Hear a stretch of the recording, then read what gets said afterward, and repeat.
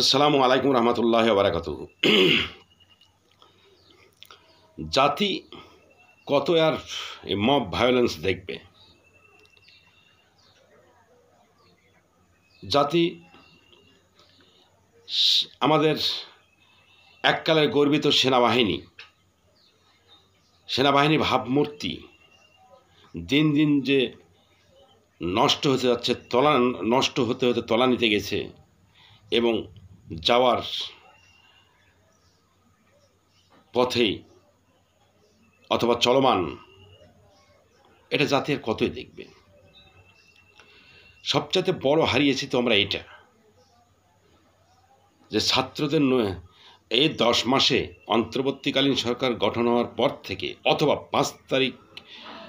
5ই August গণ অভ্যুত্থানের পর থেকে সবচাইতে যে জিনিসটা আমরা হারিয়েছি সেটা হচ্ছে আমাদের ছাত্রদের নৈতিক চরিত্র এবং আমাদের সেনাবাহিনীর ভাবমূর্তি।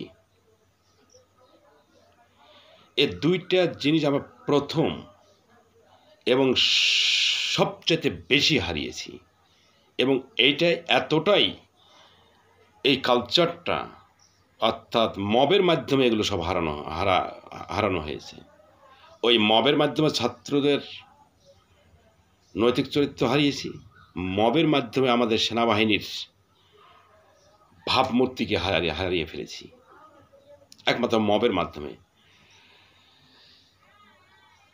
গত কয়েকদিন হলো জাতীয় পার্টির চেয়ারম্যান GM কাদের সাহেবের বাড়িতে অতর্কিত হামলা। ঠিক হামলাটা হলো কখন? যখন তার কিছুদিন পূর্বেই আমাদের সেনাপ্রধান মহোদয় জেনারেল ওয়াকারুজ্জামান ঘোষণা দিলেন যে আর মব ভায়োলেন্স সহ্য করা হবে না। ঠিক তখনই আবার একটা এই যে হামলা হয়ে গেল GM কাদের সাহেবের বাড়িতে। তাহলে এই হামলাটা জেনারেল ওয়াকারুজ্জামানের যে বক্তব্য যে আর মব ভায়োলেন্স সহ্য করা হবে না, তার সঙ্গে এই হামলাটার তো একটা কানেক্টিভিটি অবশ্যই আছে। এটা বলতে পারি আমি যে জেনারেল ওয়াকারুজ্জামানের এই কড়া বার্তার একটা কড়া জবাব দিয়ে দিল এই GM কাদের সাহেবের বাড়িতে হামলা করে।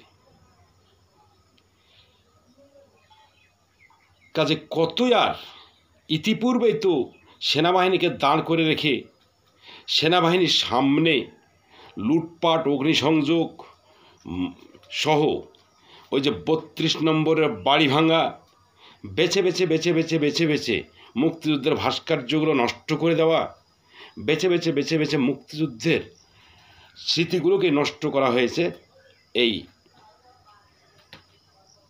সেনাবাহিনীর সামনেই। এদিক থেকে সেনাবাহিনীকে জাতীয় এবং আন্তর্জাতিকভাবে তো বিতর্কিত করেছেই, এর মধ্য দিয়ে সেনাবাহিনী নিজের ভাবমূর্তিকে দাঁড়া করার একটা আপ্রাণ চেষ্টা করছে, এটা একদম দৃশ্যমান। আজকে আবার সেটার উপরে আঘাত শুরু হয়ে গেল। এখন ওকে বলছে যে এইগুলোকে তদন্ত সাপেক্ষে বিচার করা হবে, আসামি করা হবে, মামলা নেওয়া হচ্ছে। আমি সেই দিকে যাচ্ছি না, কারণ মামলাতে কী হবে সেটা আমরা ভালো করে বুঝিয়ে সরকার আমলে আওয়ামী লীগের নির্দোষ ব্যক্তি আওয়ামী লীগ করে, তাই যে কোনোদিন রাষ্ট্রীয় কোনো কর্মকাণ্ডের সঙ্গে জড়িত নাই, কোনো দলীয় কোনো কর্মকাণ্ডতে জড়িত নাই, সব দল করে যার জন্য কোনো ভায়োলেন্সের সঙ্গে কোনো অপরাধের সঙ্গে জড়িত নয়, রাত্রে শুয়ে থাকতেছে, তাকে পুলিশ ধরে নিয়ে যাচ্ছে। আর এত বড় হামলা হচ্ছে ওখানে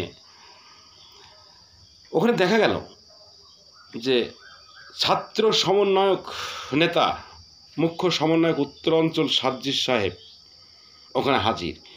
তিনি ওখানে কোন প্রোটোকলে যেতে পারলেন? কারণ সেখানে থাকার কথা সংক্ষুব্ধ পক্ষ, প্রশাসন এবং যার প্রত্যক্ষদর্শী। কিন্তু সার্জিস কী করে গেলেন? অজব বাহ! সার্জিস আরেকটা নাটক করে বললেন কি, যে উনি পঞ্চগড় থেকে ঢাকায় আসছিলেন, রংপুর ক্রস হচ্ছিল, এমন সময় শুনতে পাচ্ছে যে ছাত্র সমন্বয়কদের সঙ্গে সেনাবাহিনীর কথা হচ্ছে, তাই তিনি গেলেন। বাহ নাটক! তিনি যাবেনই বা কেন ওখানে? তার যাওয়ার দরকারটা কি আছে? এটাই কি প্রমাণ হচ্ছে না যে ঘটনার মোড়টাকে তিনি ঘুরিয়ে দিতে গেছেন? যারা অপরাধ করেছে তাকে সেভ করতে গেছেন। তাছাড়া উনি যাবেন কেন ওখানে?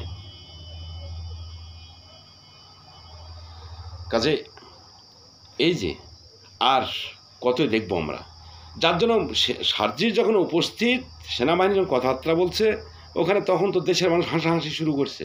এই যে আরেকটা নাটক শুরু হয়ে গেল। আর আওয়ামী লীগের লোককে ধরছে তাদের দোসর বলে একটা বানা দিচ্ছে যে এটা হচ্ছে আওয়ামী লীগের দোসর, তাকে ধরো। আর ওখানে যারা হামলা করছে ছাত্র সমন্বয়ক, তাদের যে হুকুমদাতা ওখানে আছে এটাও দেশবাসী জানে। অথচ হুকুমদাতাকে মনে হচ্ছে সেনাবাহিনীর জবাব দিচ্ছে, বোঝাচ্ছে।